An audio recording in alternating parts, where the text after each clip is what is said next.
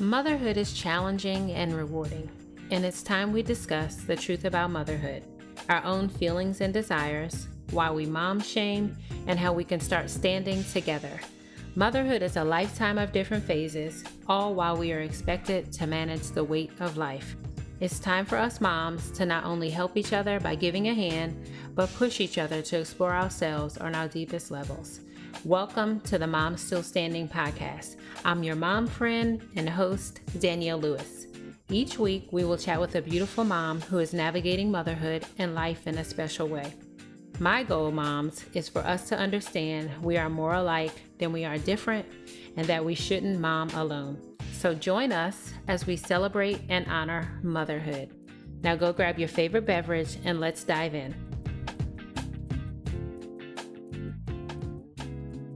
Hey, mom friends. Welcome to this episode of the Mom Still Standing podcast. This episode, I'll be talking with a boy mom about her motherhood journey and how she is learning to raise emotionally intelligent children. And then we'll also discuss a little bit about how moms often think that they aren't enough and they're not doing enough. I know that's not any of you, but we'll talk to the other people in the back. So my guest today is Ludmila Woodruff. Welcome to the show, girl. Thank you so much for having me. I'm excited to talk to you today. Okay, can I just tell you, I really had to just really practice your name. I had to write it out exactly how you told me. I know, everybody asks me, how do you pronounce your name? And I always say, the second L in my name, it's like W in English. And that's how I wrote it, so I would remember. There you go, perfect.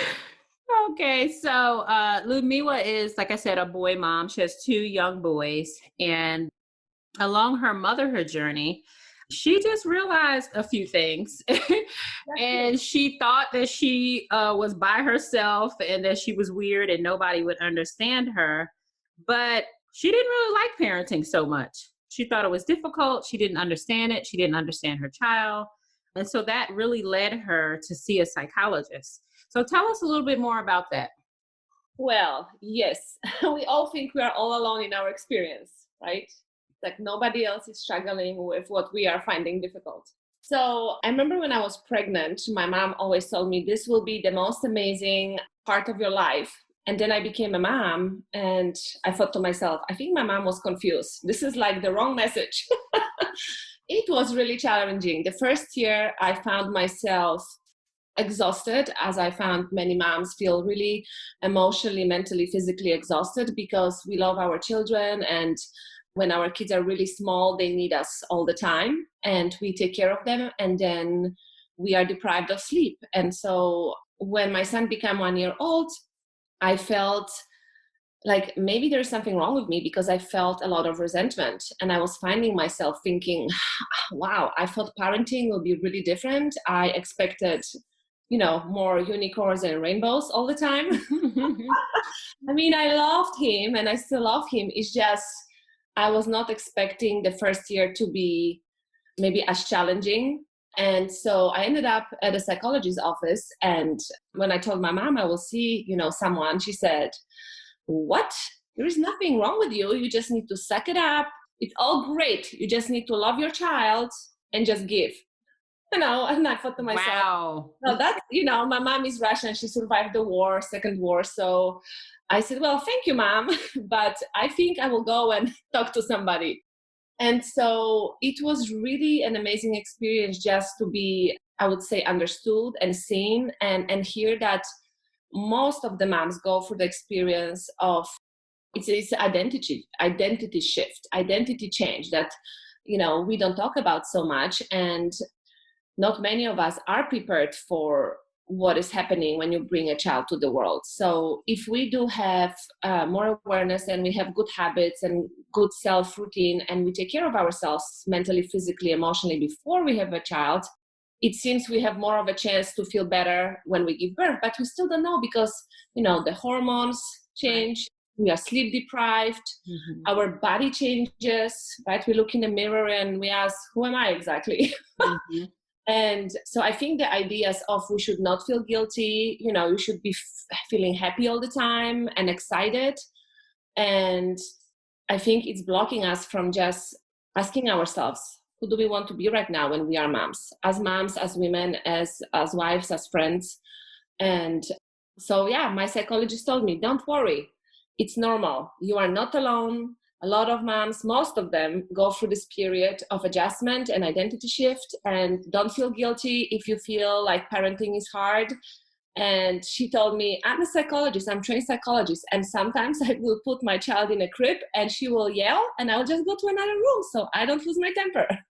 Wow. So that was really freeing for me, I would say, because you don't see a lot of conversation around challenges and struggles in the first year of motherhood. Most of it, what you hear is how exciting and amazing it is. So I think there's a little bit of disconnection from the expectations and reality for many of us. And why do you think that is? Why do you think that that's the picture that we often paint to people, or the picture that's often painted to us? Because here on the Mom Still Standing podcast, one of the things that I value myself in doing is really talking about the truths about motherhood. But then, like you said, people are not telling the truth about motherhood. So why do you think that is? Well, because I think we were all taught to be what it is to be a good mom, right? If you look at the concept, what does it mean to be a good mom? It means to love your children unconditionally, to sacrifice yourself in a way, to always be the giver, right? The main concern is I don't want to damage my kids for life. I don't want to hurt them. I want them to be happy. So, we create this unrealistic idea of what a mother should be. And, it comes, if you look at the advertisements, now I was laughing when my child was vomiting all over me, and I look at those ads for diapers, and there are all people wearing white clothes, running on the beach, and they're all clean. It looks like paradise, right? Right. So this is not the reality. And so we get caught up in this social images and expectations. And even if you look at social media, I think more damaging right now than ever when we look at social media and everybody seems to have the life perfect. We don't want to feel like we are failing ourselves and our families. So the society and we as ourselves individuals, we put so much pressure and expectations on ourselves. So don't say you are struggling because people will think you don't like mothering. Don't say you are having a hard time because people will think I'm not capable. And no one wants to be viewed as like the bad mom. The bad mom, exactly. You don't want to be seen and perceived as the bad mom, the mom that doesn't love her kids, that doesn't put her kids first. And so we tied so many expectations and so much weight to what it means to be a good mom, then we end up, the moms are ending up burned out. And one day they wake up and they don't know who they are, honestly. And then they feel really guilty because they love their children, but they have forgotten what they need and who they are. And so it's an ongoing process that I've seen for myself, and I see with so many women around me. And I think the reality is that parenting is great, but then it is also challenging, Yeah, it's work. Like, nobody teaches us that, I think, at school. I think it should be really taught from a young age. We are always in relationships, right? When you are in college or at school, you are in relationships with other kids and other students. When you go to work, you are in relationships with your coworkers or your boss. When you are married and you have children, you are always in relationships.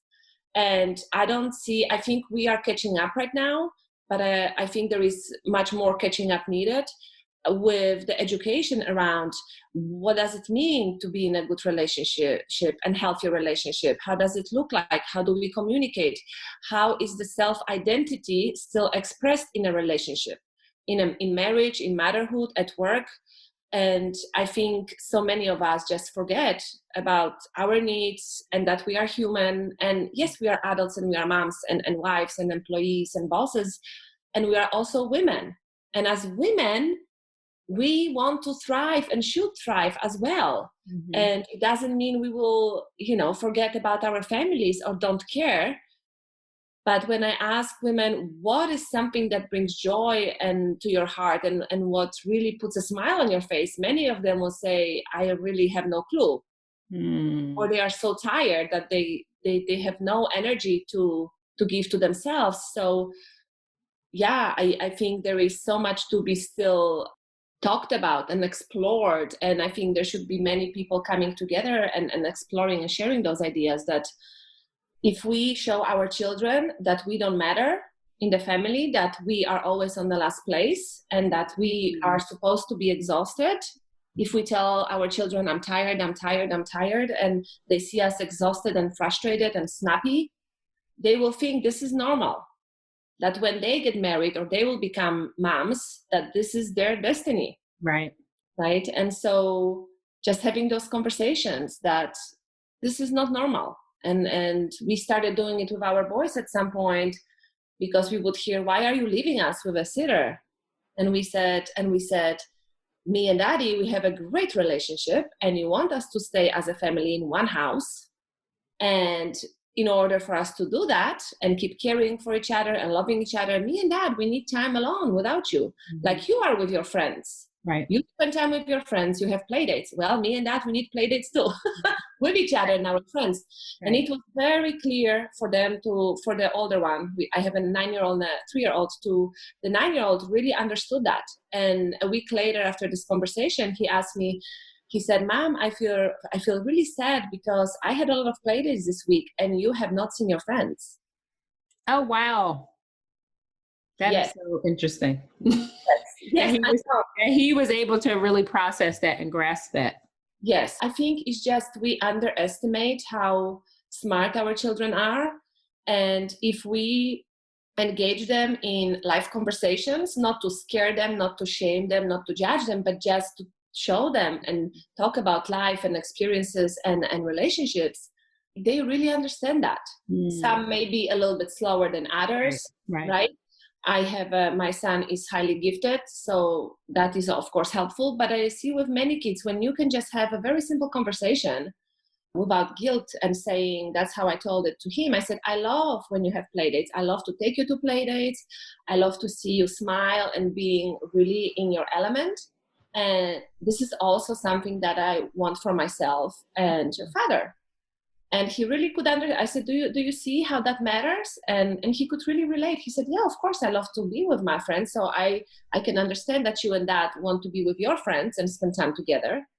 And it's just, we need to bring it more forward and make sure that women know that they don't have to feel guilty to be good mothers, and they don't have to feel shame or judgment to be good mothers, and still know who they are and put themselves first. That's good. So let's go back to your counseling experience and how that really brought you to an awareness, or how important it is to be emotionally intelligent and emotionally aware, and how you then begin to realize that some of your actions with your children, your emotions or lack of discipline with your emotions was really affecting your son in a negative way. So talk a little bit about that. Oh, yes. I love talking about this because a lot of my clients come with the same challenges to me. I found myself at some point, I was not taught how to deal with emotions. I just thought you need to react to them all the time. So I was raised by a single mom because my dad died when I was 3 years old. She was a war survivor. She was an amazing person. She also believed that she always told me, you are amazing, you are perfect the way you are, you need to just believe in yourself, you are always lovable. So I'm always thankful for that, because she really taught me how to believe in myself. Even when I thought I'm not doing well, I had very strong belief that I will figure things out. And if I don't, or if I struggle, it doesn't mean there is something wrong with me. So I'm always thankful for that. On the other side, because she had to cope with her own being and emotions as a 7-year-old child during the war, where there was war hunger in Russia, she had to become very, very tough. So she would never show she would show love, right? She would show all the positive emotions, but the negative emotions, when I look back now, were reacted to, right? Like very fast reactions to something happening that was scary or negative.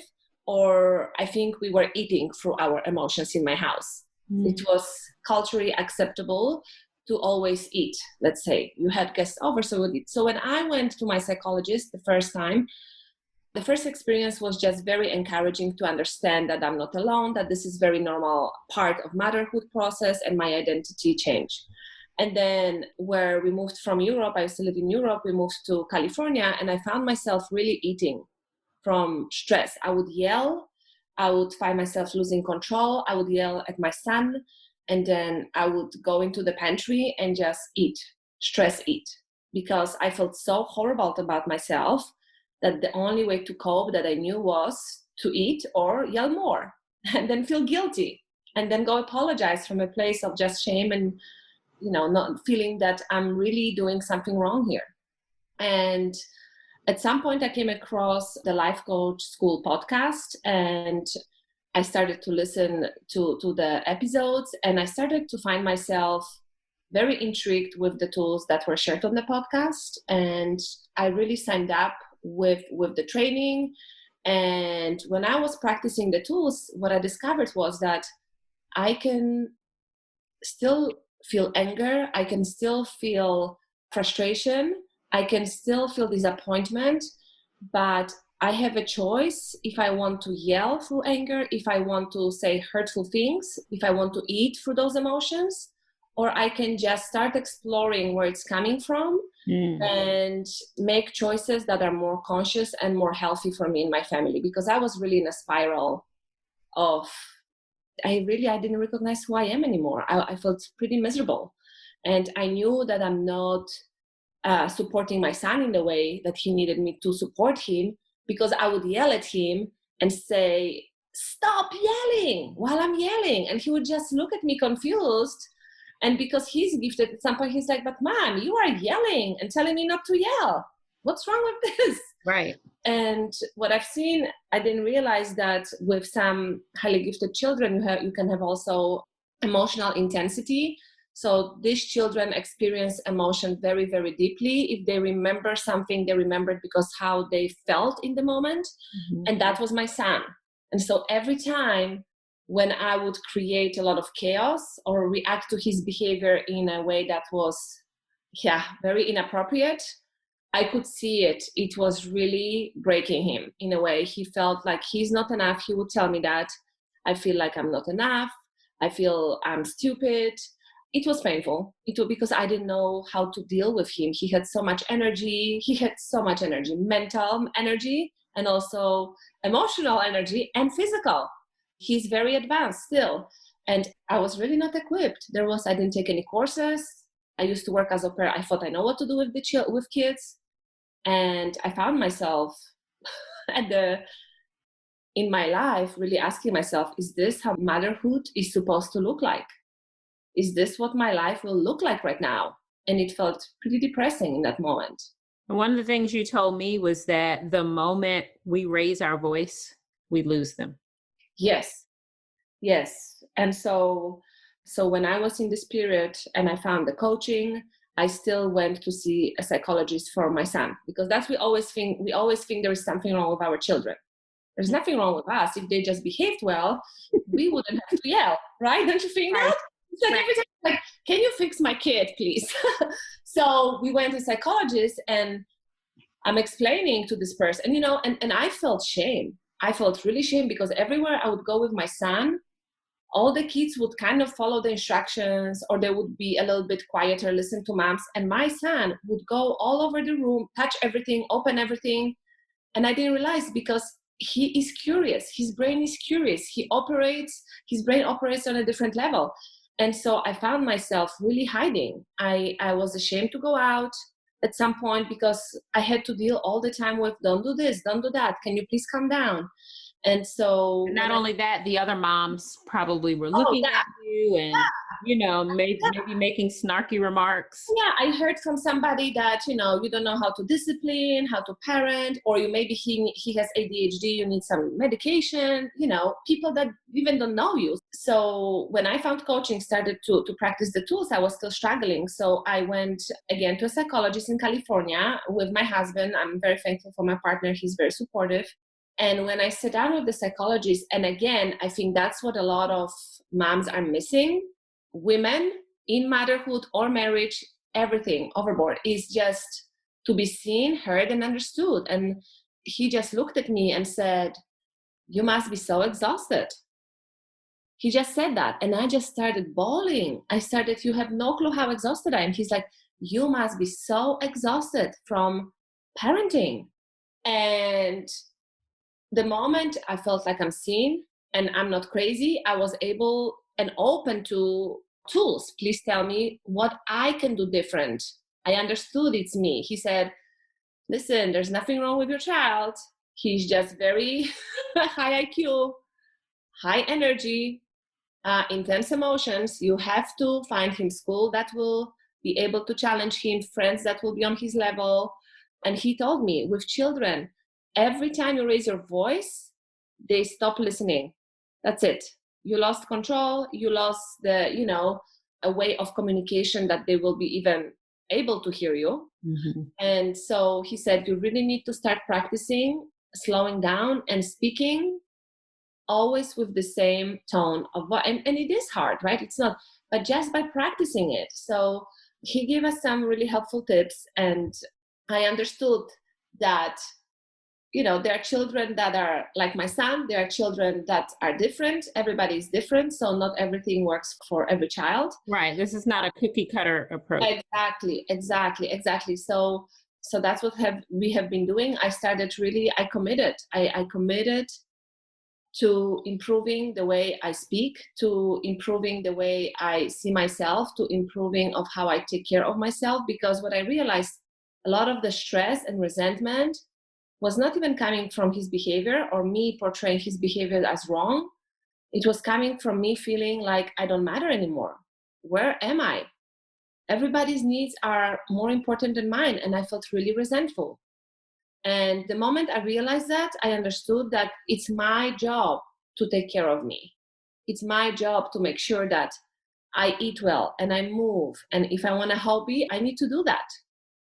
And not blame. Yeah, I think, but the thing is that going back to what you said, like what your mom told you, Yeah, yeah. we're not taught that you need to take care of yourself, or that, you need to have a self-care routine, or you need to Yeah. have a morning routine or evening routine, or make sure that you're getting time away and getting time with your husband. We're not taught that. Yeah, no. And I think I've been in America for 5 years right now, and I think everything is very fast paced here. And I don't say it's wrong or right. It's just how it is. When I speak to people, everybody feels overwhelmed, and there is not enough time for everything. And kids have so many activities. And then, when I would ask you, "Wow, what hobbies does your child have?" You will tell me, "Oh my goodness, so many stories, right? How amazing it is." And I would ask you, "Well, what do you do for yourself to feel alive in your life?" You would just look at me. Yeah, what are your hobbies? Confusion. Like, what do you mean? Me in my life, feeling alive. I'm just surviving here. It's okay to be tired. And what I also see, and what I've been doing with eating, eating through my emotions. A lot of women are drinking through the emotions. Every night, let's have wine because I need it. I deserve to relax. It's been such a stressful day. I just need the drink, and I need the drink. And don't get me wrong, I have nothing against alcohol. I have nothing against if you enjoy your food. But the thing is, if you start seeing that drinking and eating for emotional reasons is standing in a way of you feeling alive in your life, or feeling energetic, or feeling in love with yourself, your husband, your kids, or just on energy level, you feel exhausted every day when you wake up, then that is for me a sign that you maybe should look and try what else could be working for you better than that. Right, because you don't want that to be your go-to every night, No, but you know what? This is acceptable, right? If I would ask you, is it acceptable to eat like when you look at the movies, every time there is a breakup scene and the girl is crying, she does what? She goes to the fridge, she gets the ice cream out, and she eats the ice cream. Or you see moms drinking. "Oh, it's mom night out. Let's drink.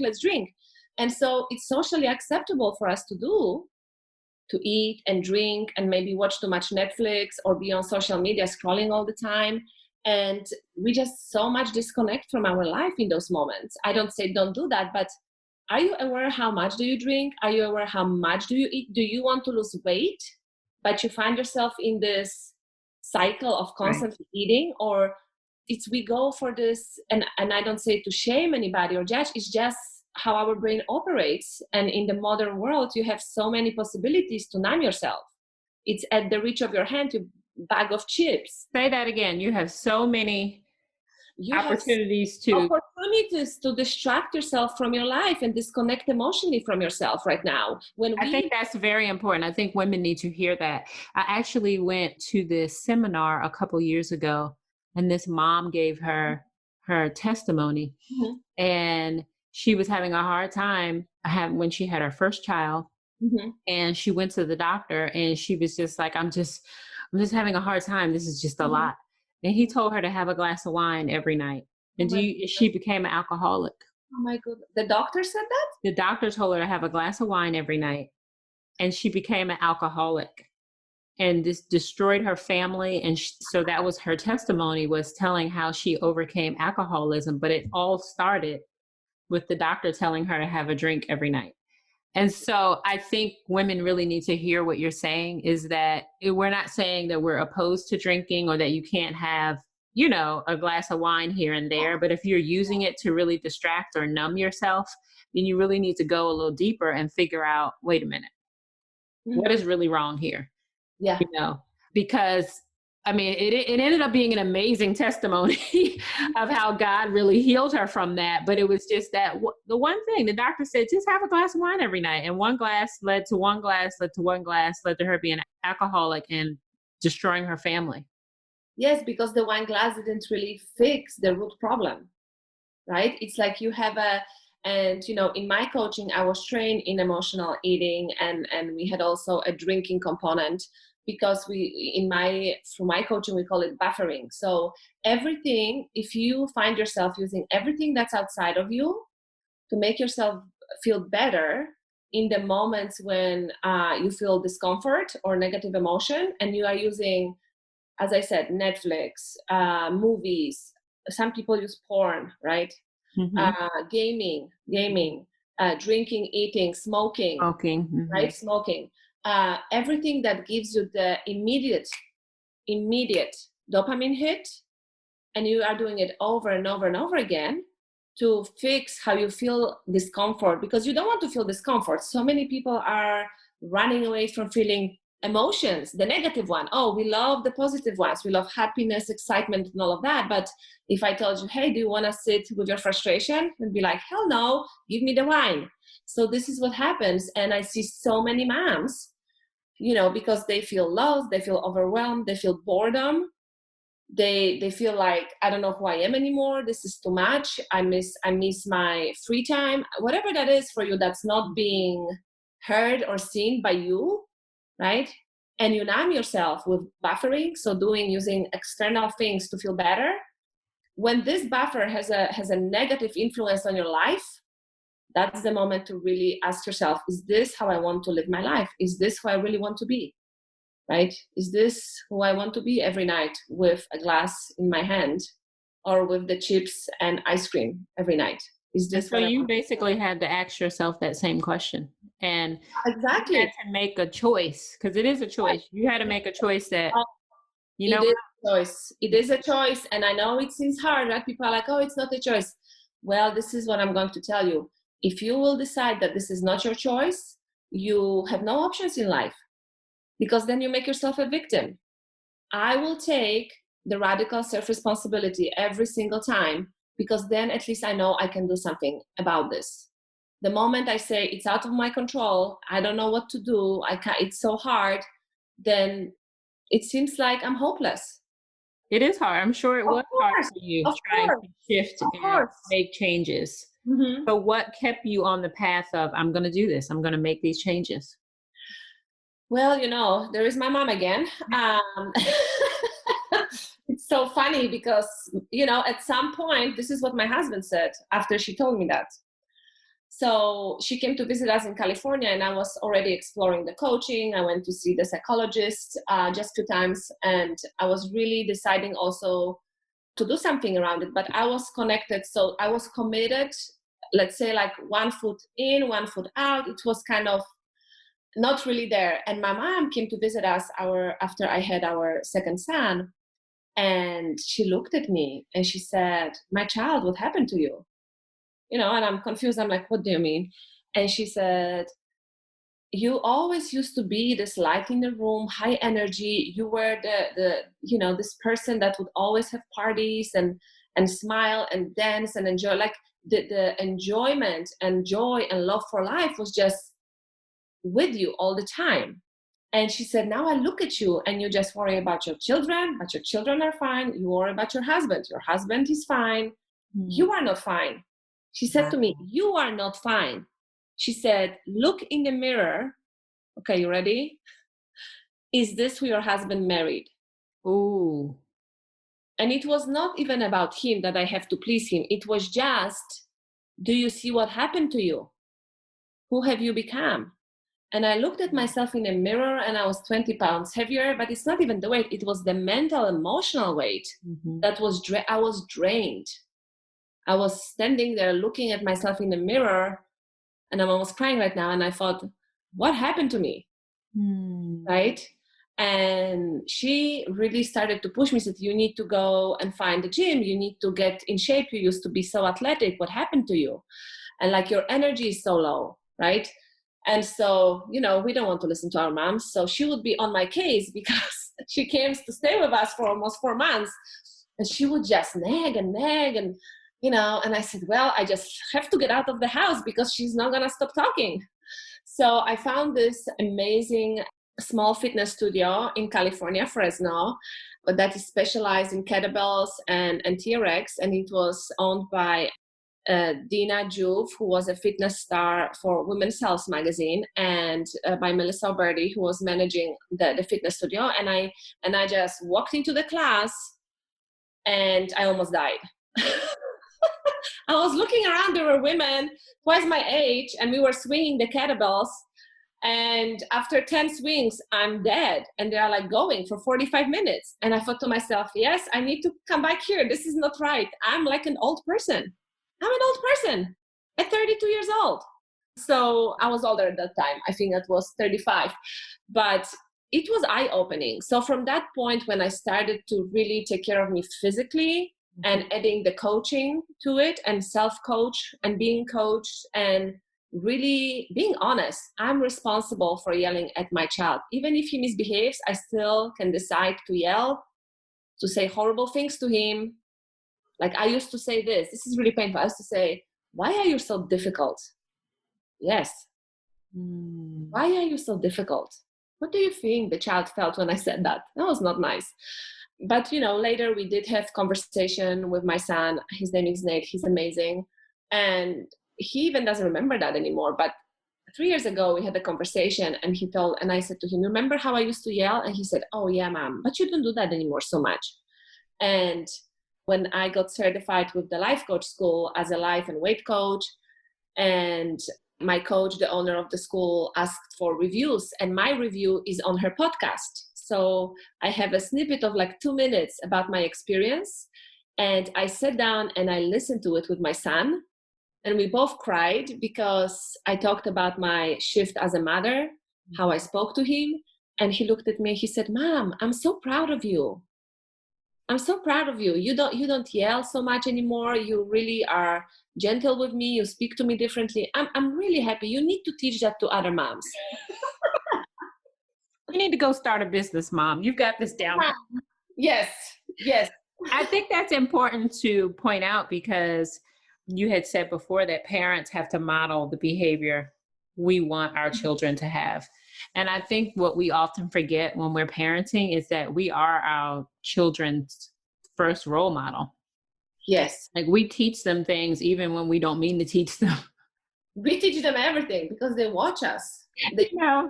Yeah. And so I have a good friend who said instead of us saving for our children's college, we need to save up for them to go to a psychologist when they become young people. Because, and it's not funny, but all the damage we do to them, a lot of times because we honestly really don't know, right? Yeah.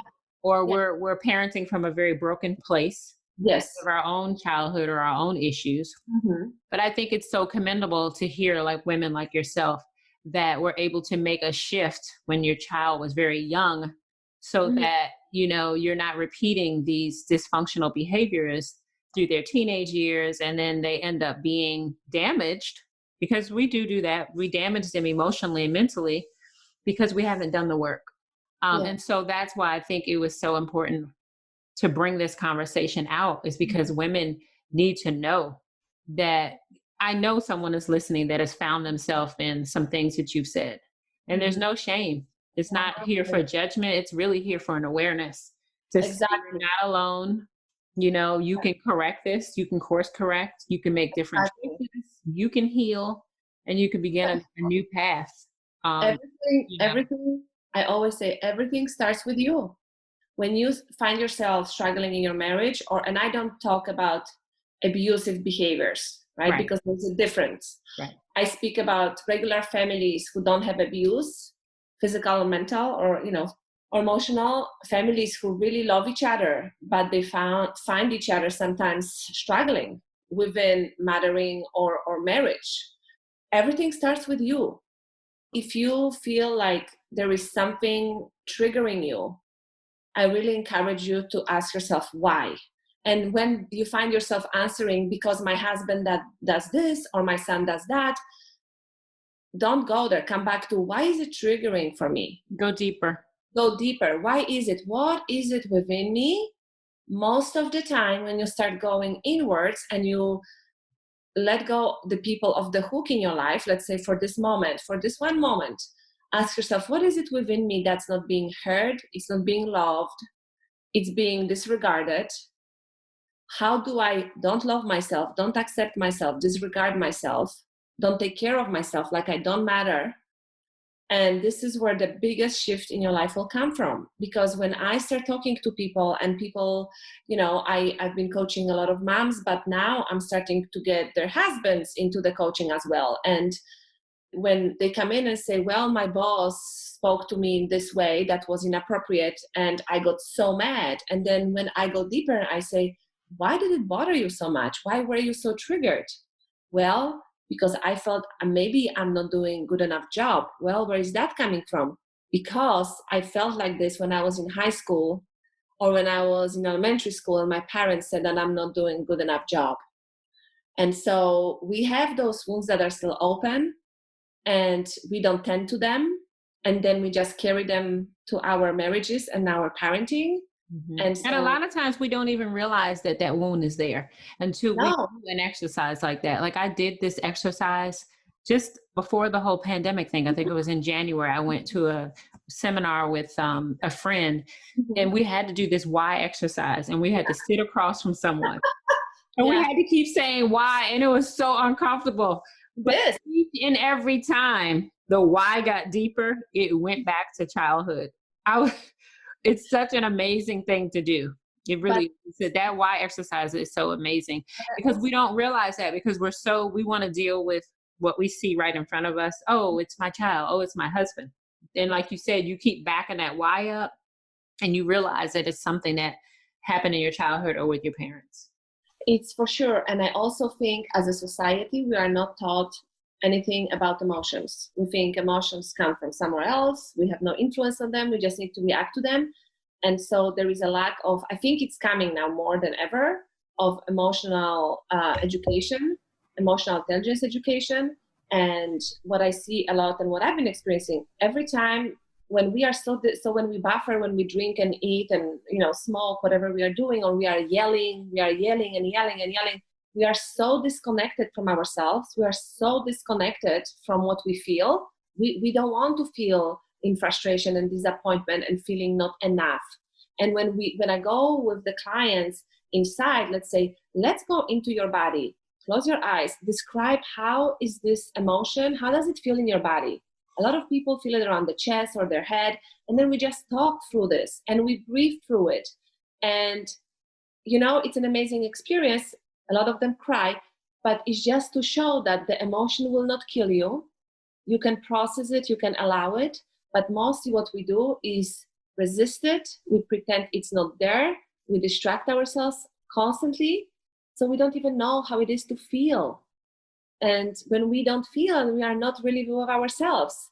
We are so just cut off from what's available for us. And then we give that to our children. When my son, I think we were talking before the interview, when I was so happy to see that now young children are encouraged more and more to talk about feelings, especially boys, because for many, many years, the upbringing was be tough, right? Don't be a girl. What does that even mean? Don't be a girl. Don't show your emotions. Suck it up. And so I was sitting with my son and his friend, and we had a conversation. They started it about anger. Yes, I feel angry sometimes, and I need to pay attention how I speak to people when I feel angry, because I know I'm still learning how to manage this emotion. And I was dumbfounded. Right. There I am with 2 9-year-olds, and they felt comfortable enough. And you should have seen my son's eyes. He's like, oh, I'm not alone. There is another kid that struggles with anger management, right? Because the anger comes from sadness, disappointment, hurt, right? And so I think the more we as adults talk about our own experiences, and we can teach our children, what does that mean? Right. No emotion is scary. This is all human experience. And yeah, it's exactly having human experience, you know?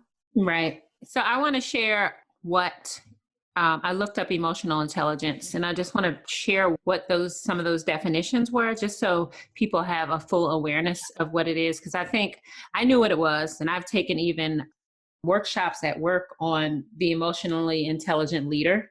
Yeah. And I think when I look back at it now, it's like, how can you be an emotionally intelligent leader if you're not even an emotionally intelligent person? But that's a whole nother conversation. But Exactly. Another podcast. That's another podcast. But when I looked up emotional intelligence, it said the capacity to be aware of, control, and express one's emotions, and to handle interpersonal relationships judiciously and empathetically. I also had a definition that said the ability to understand, use, and manage your own emotions in a positive way, to relieve stress, communicate effectively, empathize with others, overcome challenges, and diffuse conflict. So if we don't even know how to do that, Exactly that. Exactly. as adults and as parents, because I don't think, aside from you now really being aware and teaching your boys how to manage their emotions and to be aware of their emotions, most of us didn't have that lesson, from our own parents. But I think that we can all agree now that teaching children to recognize and express their emotions in a healthy way is very important. It's foundation of a healthy and fulfilled life. Because if you don't know how to manage and cope and be with your emotions, how do you live your life? You are always at the effect of your life. And you are at the effect of other people's behaviors and words, right? So I think this is such a foundational skill for me, I think, and it should be for everybody, because you are always in relationships, you are always with yourself, and you always have emotions, right? Because we are emotional creatures. And if we are scared or uncomfortable with emotions, and we are unable to speak about them or process them, how can we engage in relationship with ourselves and others? And that's what happens when we have so much unprocessed frustration and we don't know where it is coming from. And then your husband does something or your child does something and it triggers you. All you do is blame. I feel frustrated because you said this or you did that. And we just go on blaming, and we put our own emotional well-being in somebody else's hands. It's so disempowering, right? It's really, for me, it's so, I don't want to be disempowered by anybody if I can. So I'm going to make sure I will take care of this. And even when it's uncomfortable, and lately I was engaged in a conversation when someone said something, and I could see myself going into, wow, I want to snap at this person, right? Because they don't understand what I'm trying to convey. So I'm trying to be supportive, and this person understood that I'm being judgmental. And I could, in a split second, I could feel this emotion rise up in me, like, this is unfair. Why are they judging me? And then I thought to myself, of course they are doing that because there is something triggered in them. Like, I'm triggered in this exact moment. Exactly. And then I stopped myself and I thought, and it was a conversation via text. And it was in a group of moms, and I wanted to be supportive, and I was completely misunderstood. And I thought to myself, it doesn't matter how I feel right now, that I feel my ego, right? My ego is coming like, oh, they don't see you. You are not a bad person. And I thought, what do they really need to hear? What was misunderstood? And then I said and wrote from that place. And the answer was, thank you for being so genuine. But imagine if I would go in and say, well, you misunderstood me. This is not what I meant. And thank you for not being encouraging and shaming me when you say, I'm shaming you. Can you imagine? You would have totally shifted the conversation. Completely done. Yes.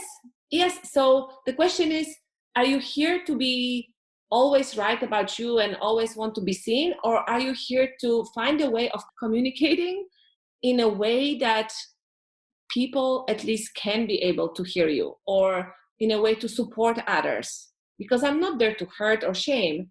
I want to be the support. One of the things that you said that's important is just taking a moment to think.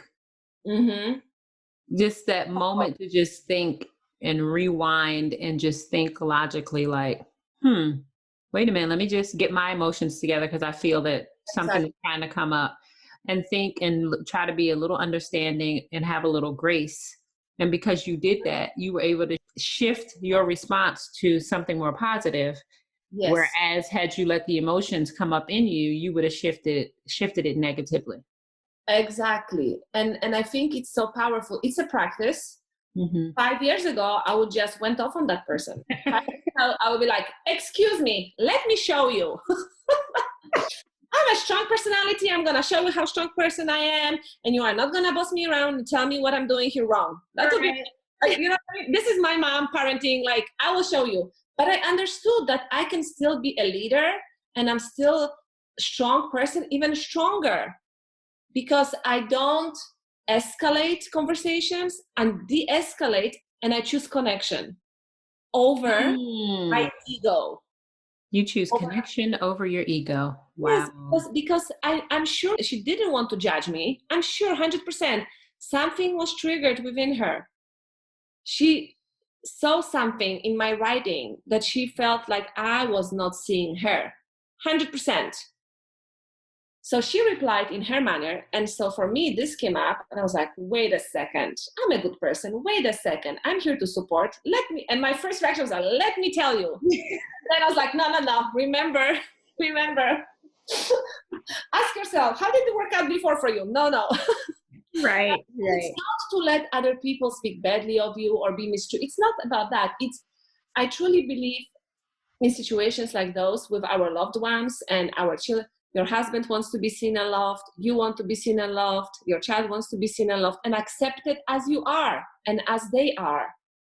So I will always choose connection over being constantly right or proving that I'm right or showing. I will show you. If you come from a place of, let me explain this so you understand, right? Nobody wants to be preached to. Nobody wants to be shown that this is wrong. People want to connect. People want to understand. Yes, people want to understand that you can maybe you have not gone through their experience, but you can have empathy and capacity to understand that must feel really hard. Mm-hmm. Mm-hmm. Right? Or I see you. And I feel like we need that now more than ever, because we're in this pandemic. As we were talking beforehand, is that people are in their homes a lot. Some people are just not comfortable with coming out. They're scared. They're fearful. And so people are really going inward with their emotions right now and not expressing what they're feeling because they're just unsure. They're uncertain about whether is this right. We've never seen this before, I know. So we're all, at some point through this pandemic, we all have struggled a little emotionally and mentally trying to adjust to this newness of mask and being inside and all this other stuff. So what are your thoughts around that? Even, having emotional intelligence during a pandemic and just like bearing with one another and being gracious towards one another. Yes, I think more than ever, first of all, people still don't have the skills. So now I thought like it's almost, when we were thinking it would be amazing for families to have time to really look at what's uncomfortable. Well, now is the time. You are not rushing to all those sports and all those events for your children. And at the same time, people don't know what to do with it. And people are not taught how to communicate in a way that's not hurtful. Mm-hmm. Right? So I hear a lot, my husband is working, I'm working, and then you start snapping at each other because you think he's not doing enough. You are just both completely overwhelmed. And everything right now is so emotional. The emotions are enhanced right now, so much more.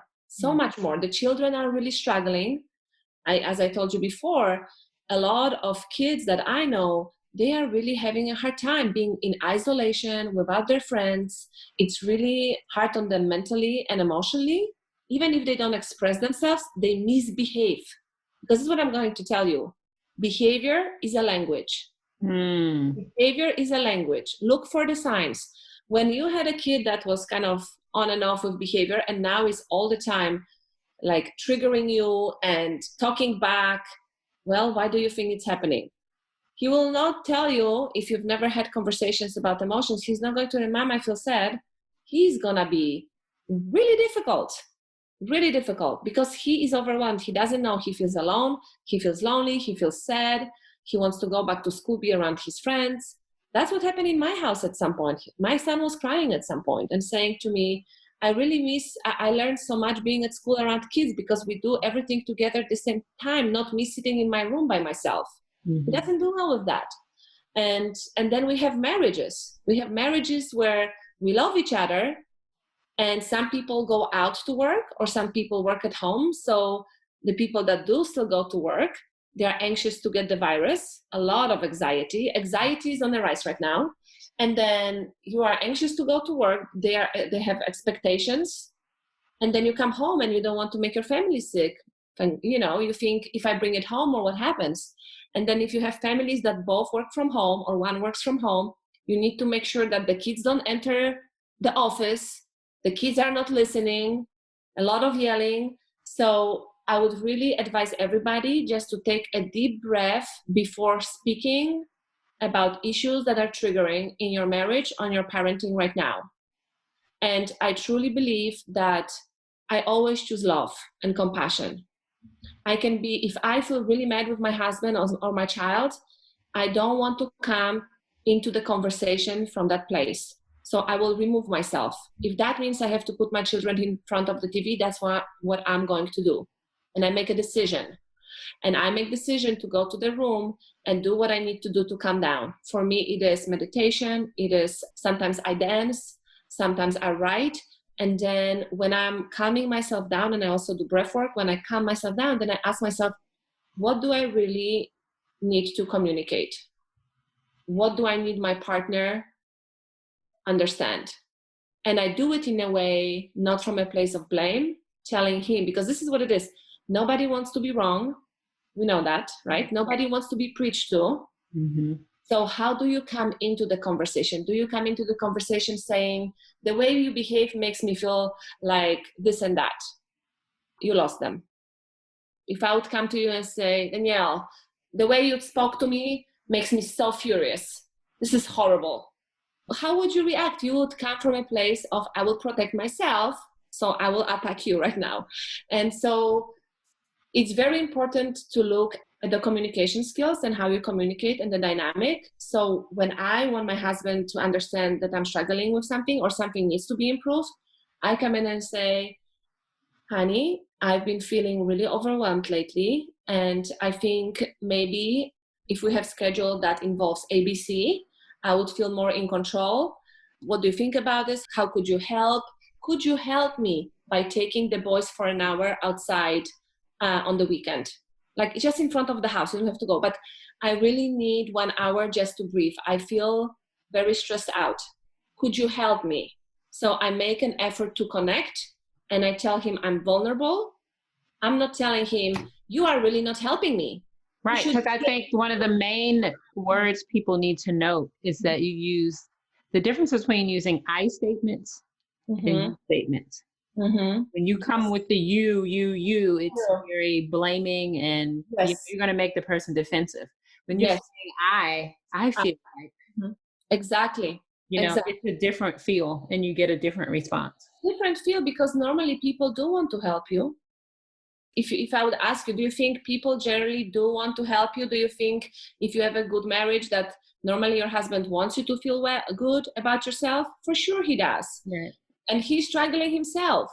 Right. And he was not taught how to talk about emotions, that he's drowning and almost has a mental breakdown.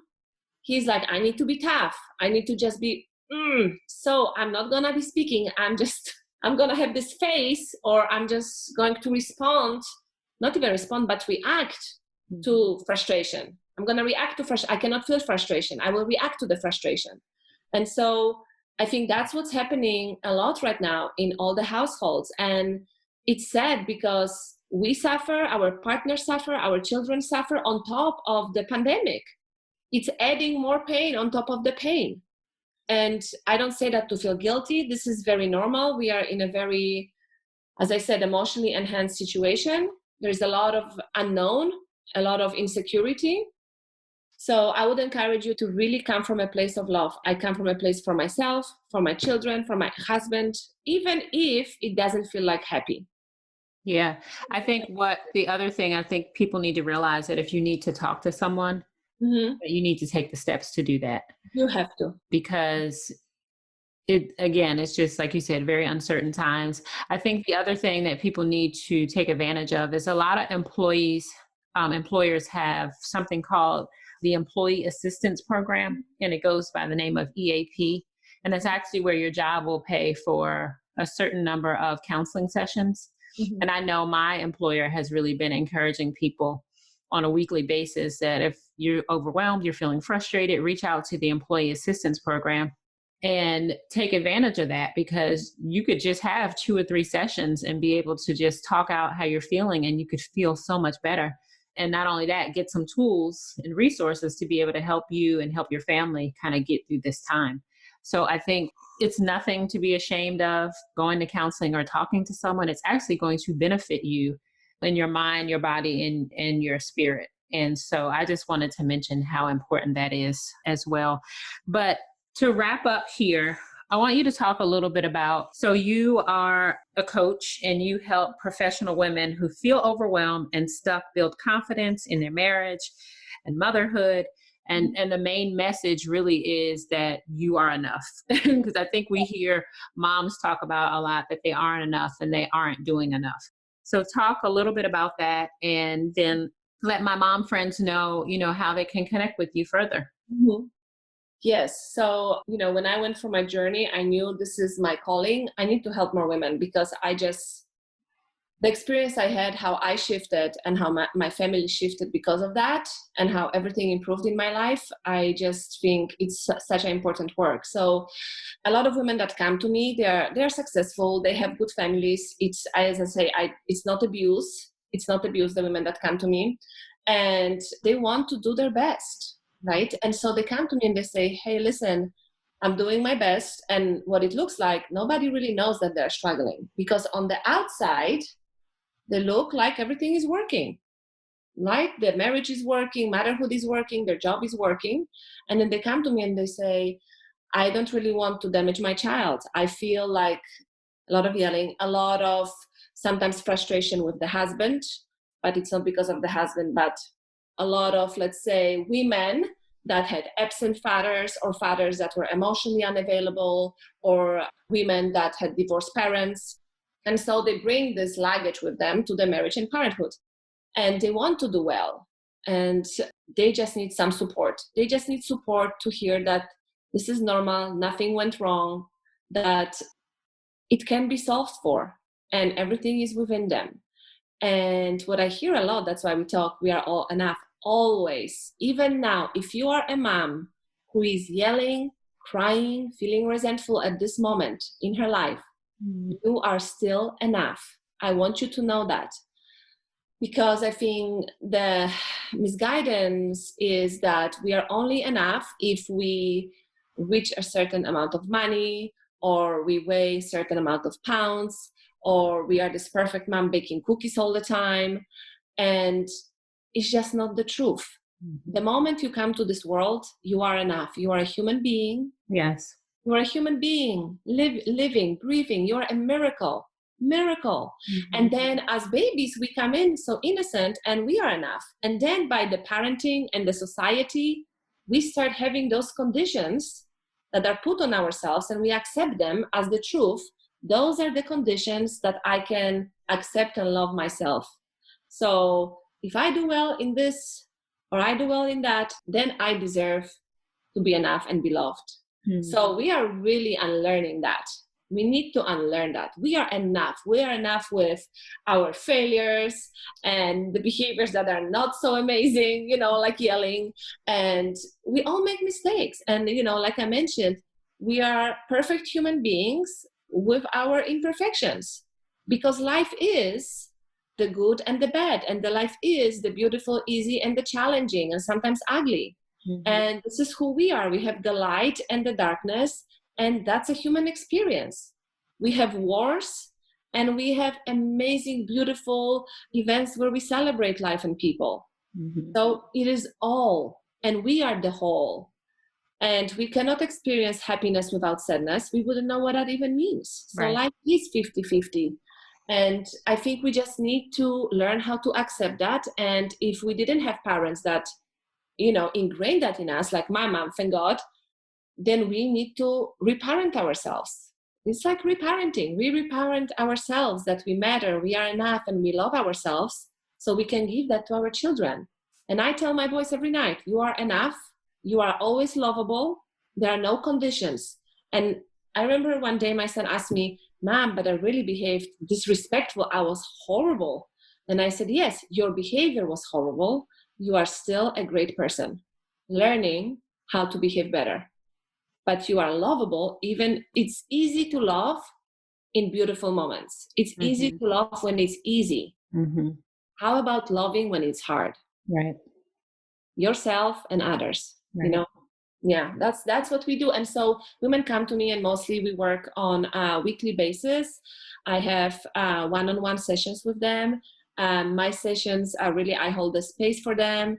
There is no judgment, no shame. Everybody, what I heard was that they really appreciate that it's just compassion and love, no judgment, and they feel very free to talk about anything because there is no judgment, there is no shame. And so they can be themselves, that maybe they are not with their friends sometimes. And I work with women between 3 to 6 months, and we do life coaching. If they need support between the sessions, that's what I do for them as well. And I just love this work. I love this work because it's life-changing. And I think we need more women, more marriages, and more kids thriving. That's all what I will say. And you definitely have the heart for it. I think I do. Yeah, you definitely have the heart for it. Thank you for sharing that. So how can my mom friends connect with you? So I don't have a website yet, but I do have my social media. You can find me on Facebook and Instagram. It's Ludmila Woodruff Coaching, or just Ludmila Woodruff. And we can share in the notes. Yeah, I'll share in the notes exactly how to spell her name, y'all. So okay, I'll exactly spell my name. Exactly. When I moved to America and I went to Starbucks, it was Becky. Becky. Yes, I will spare you the misery of figuring it out. It was funny. Yeah, Becky. Yes. And then my son went with me and he said, Mom, stop lying to them. Excuse me, her name is not Becky, it's Ludmila. Becky is my aunt. I'm like, child, please. Oh, goodness. Exactly. Let me have my coffee, child. But I will tell you one thing before we finish. When we talk about the self-love, when I told my 9-year-old son, Nathan, when I told him that I will be coaching women, and I asked him, what do you think I should teach them? And this is what he told me. Mom, you need to tell them that they are enough the way they are, and they are always lovable. Like, we all make mistakes, Mom. You need to tell them that, so they are not hard on themselves. Well, in the words of Nathan, we are going to close out this podcast. Exactly. There you go. He'll be happy. Thank you, Nathan, for that. Yes. But seriously, mom friends, you are enough. And you do need to know that you are enough with your perfectly imperfect self. And so anything that you've heard during this episode that has really resonated with you or really touched you or really brought you to an awareness, please feel free to reach out to Ludmila. You can reach out to me and we can continue the conversation. and see where you may need, more help and more guidance throughout your motherhood journey. So thank you for being with us. I really, really appreciate how you have enlightened us and even just have enlightened me over the short time that I've gotten to talk with you. Thank you so much for having me. And I'm so glad we connected. You are such a light, bright light. And thank you for really having this podcast and creating the space for women to be heard and seen and know that they're not alone. Thank you for that. All right, mom friends. We'll talk with you soon. Have a wonderful day. Peace. Thank you, moms, for tuning into this week's episode of the Mom Still Standing podcast. Make sure you head over to iTunes and subscribe. If you found this episode to be informative and encouraging, please write a review so that we can continue to empower moms everywhere. In the meantime, remember, connected moms don't mom alone.